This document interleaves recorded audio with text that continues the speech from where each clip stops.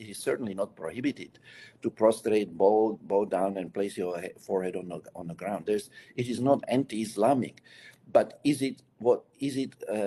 Does Allah is Allah asking us to do that in the Quran?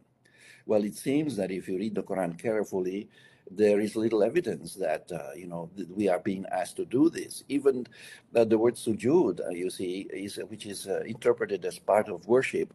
We need to remain aware that Allah asked Iblis to do sujood to Adam, and he would never have asked Iblis to worship Adam. So yeah, I'd just like to emphasize that the meaning of the, everybody will readily agree that we are expected to do salah, but where the disagreement is what exactly does that mean?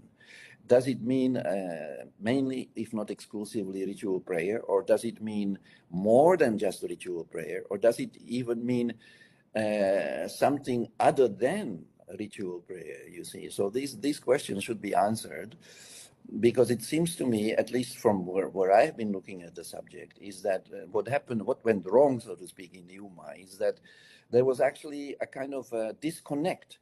The Ummah became disconnected from Allah and His book. So to become disconnected from Allah and His book is to do the exact opposite of salat, right? To turn away.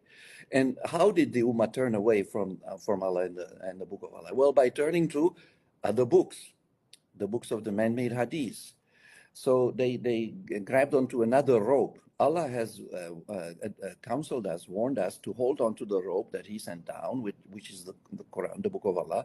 But some people were not happy with that. They let go of the other rope. They turned away, and they grabbed other ropes, the man-made books of traditions. So now this turning away, this represents a disconnect from reality, as it were, because after all, Allah is also reality, the ultimate reality, and the ultimate truth.